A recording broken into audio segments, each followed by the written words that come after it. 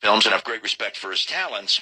A 1971 Playboy magazine interview resurfaced, and in the interview, Don Dix, John Wayne is quoted as saying some nasty stuff about black people, gay people, and Native Americans. The LA Times offers an opinion piece written by Michael Hiltzik that says Orange County today is such an economically and ethnically diverse community that it's hard to justify asking any member of that community to board planes at an airport named after an outspoken racist and homophobe, with his strutting statue occupying a central niche in front of the concourse, is what the columnist writes in the LA Times. So what did John Wayne say in 1971 in Playboy magazine? Well, he was 63 at the time of the interview. And he said, and I'm going to quote this, he believed, quote, in white supremacy until the blacks are educated to a point of responsibility, close quote. He also mentioned, quote, tests, close quote, which proved black people did not have, quote, requisite background, quote, to attend college. This was a Playboy interview magazine from 1971, John Wayne being interviewed. He said Native Americans were, quote, selfishly trying to keep the U.S. for themselves. That's a quote, and apparently used anti-gay slurs, which are not printed, to discuss the films Easy Rider and Midnight Cowboy.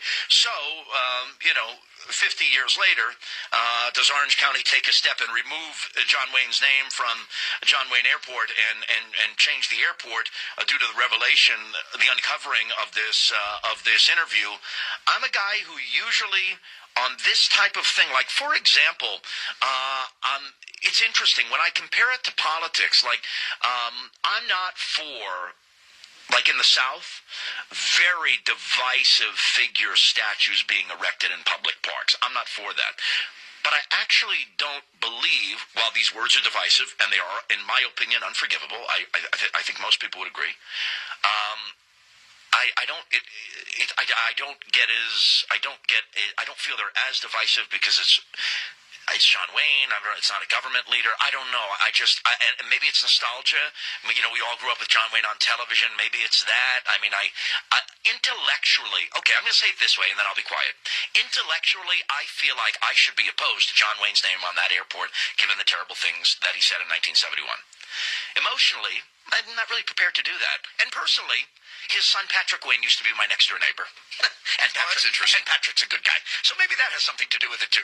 So the question becomes, how far back in our history regarding individuals that are given a place in our history someone like John Wayne, a movie star, someone we recognize for achievements on the screen and really, for entertaining us. Almost a symbol of America. How far back do we go to dredge up this stuff and then try to whitewash it out of our history? And there's a very strong double standard at play here.